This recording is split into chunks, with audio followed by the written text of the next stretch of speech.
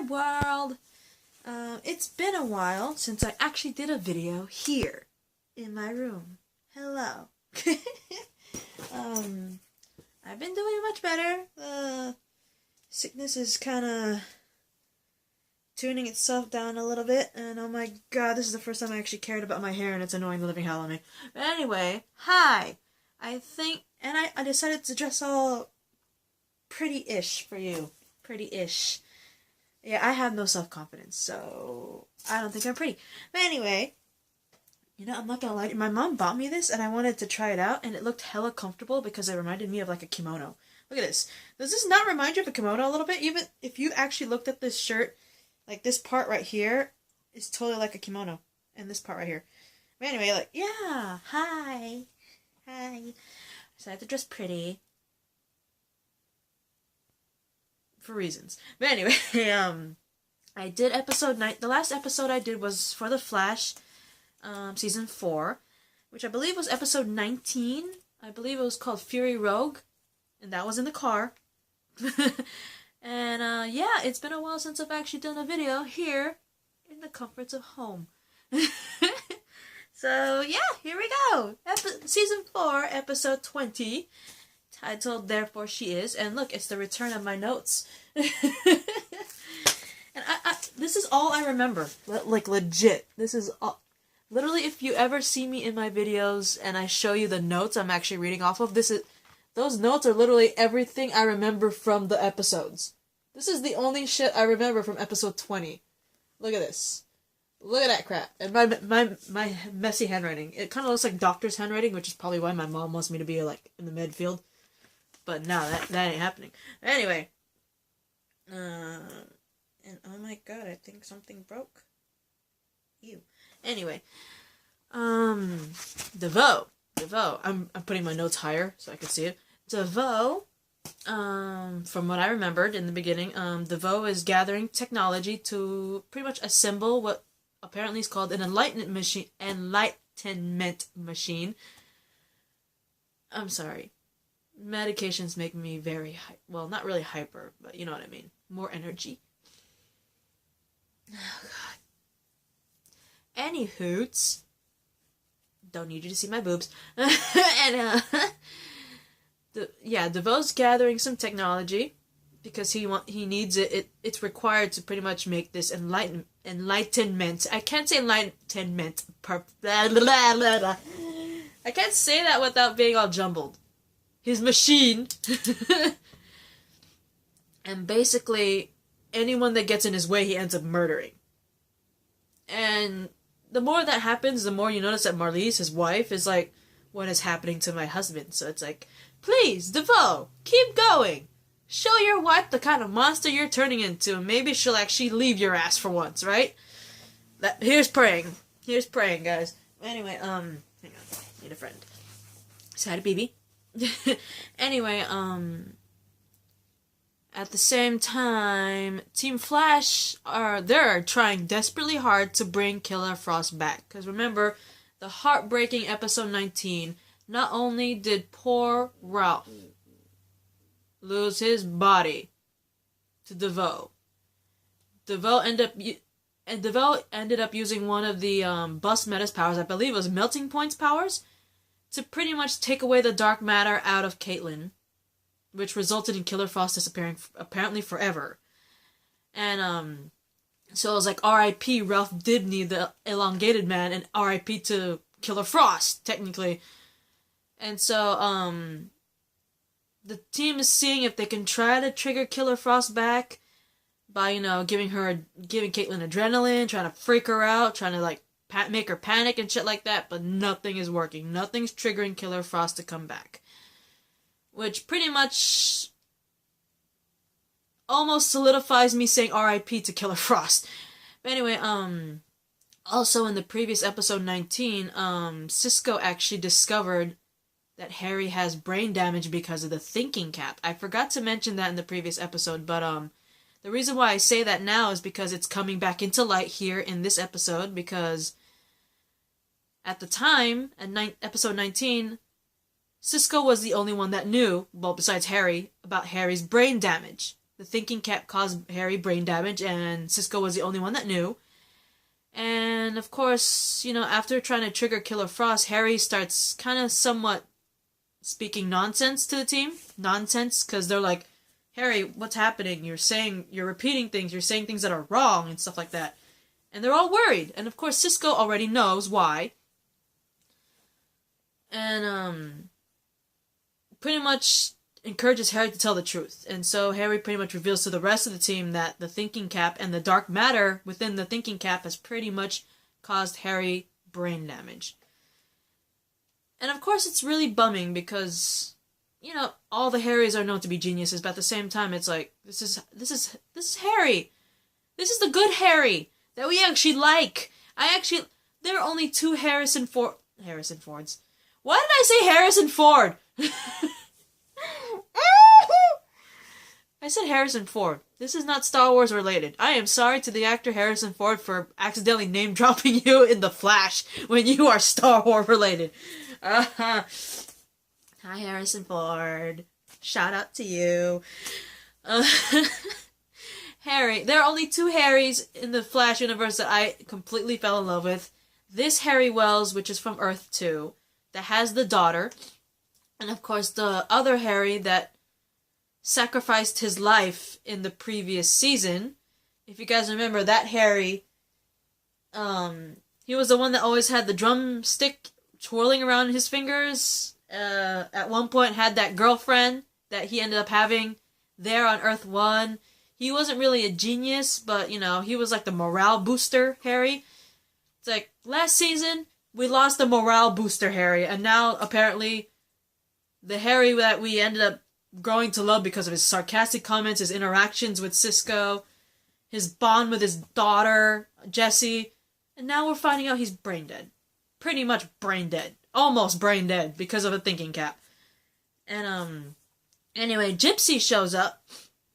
Most likely because of, the previous episode, what was his face? Breacher, her father, showed up asking Cisco for help because his powers were disappearing.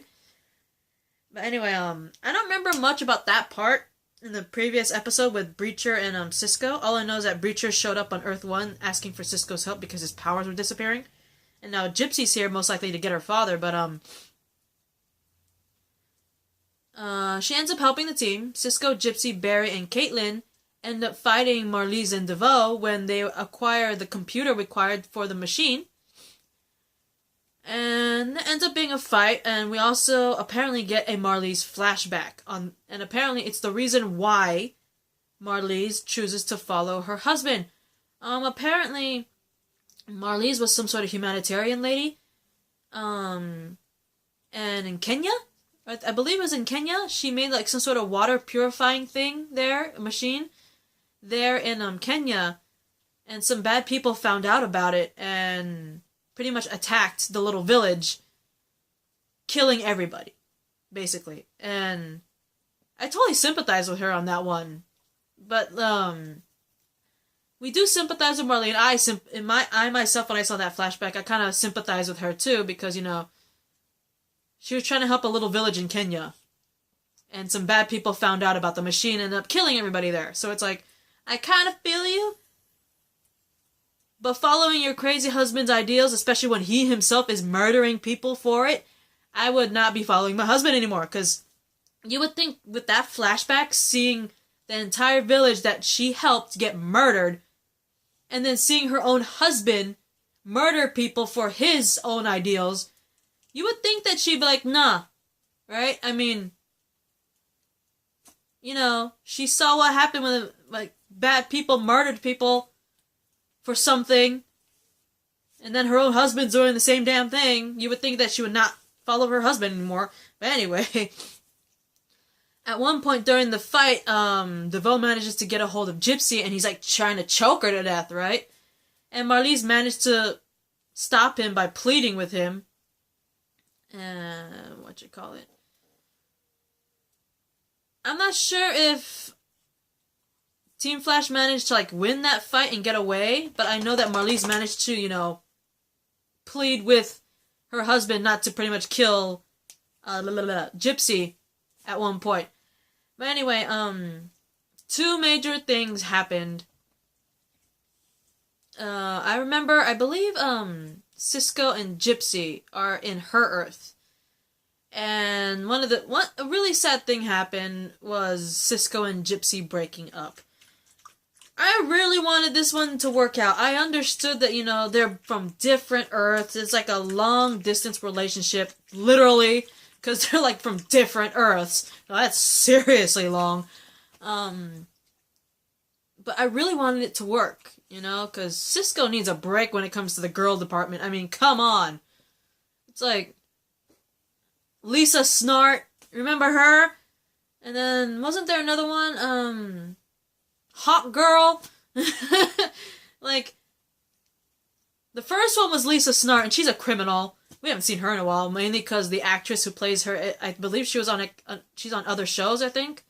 But yeah, Lisa Snart, she's a criminal.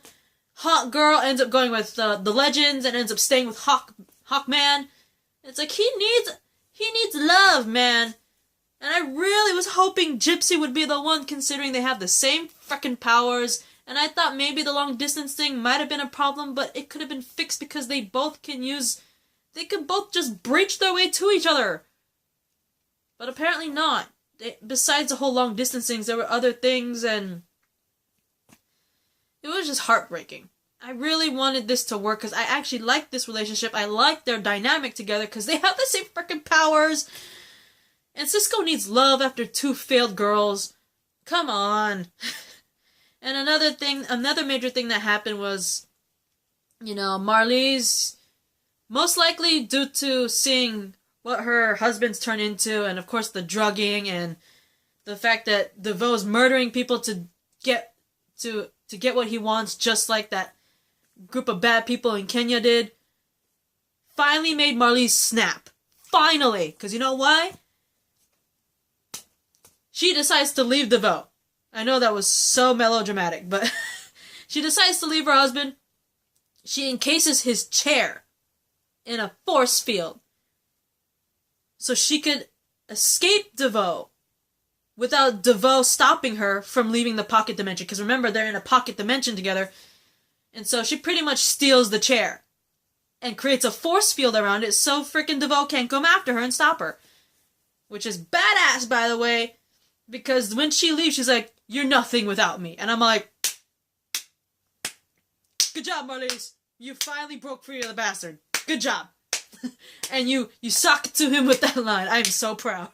I was very proud of Marlize when not only did she decide to leave her husband, she left her husband in a badass way. She stole the very same chair that she made for him that started all this shit. Stopped him from following her, and then delivered the line that pretty much he delivered. "You're nothing without me." So I was like, good job. That was a badass way to leave your husband. You should have done it sooner, but still, badass way. Anyway, the end of the episode, there is a baby shower for Joe and, Celine. Joe and Celine's baby shower for their baby girl. Because remember, in a previous episode when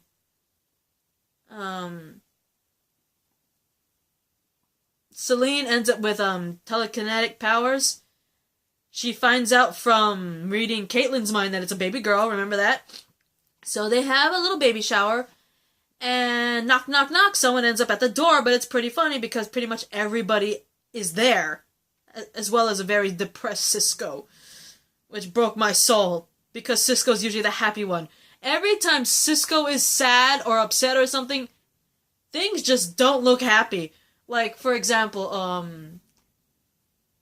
when Barry decided to fix Flashpoint, and he comes back, unfortunately, when he fixes Flashpoint, that ends up having Cisco's brother dead. He was a big bum for a long time. But even before that one Alien crossover, he was still being an ass about the whole Flashpoint thing. Yeah, upset Cisco is like the worst Cisco, just saying. But anyway, knock knock, who's at the door? It's that mysterious girl that we keep running into that everyone pretty much predicted who she is. And I'm running out of time. Holy shit. I will see you in another video. Bye.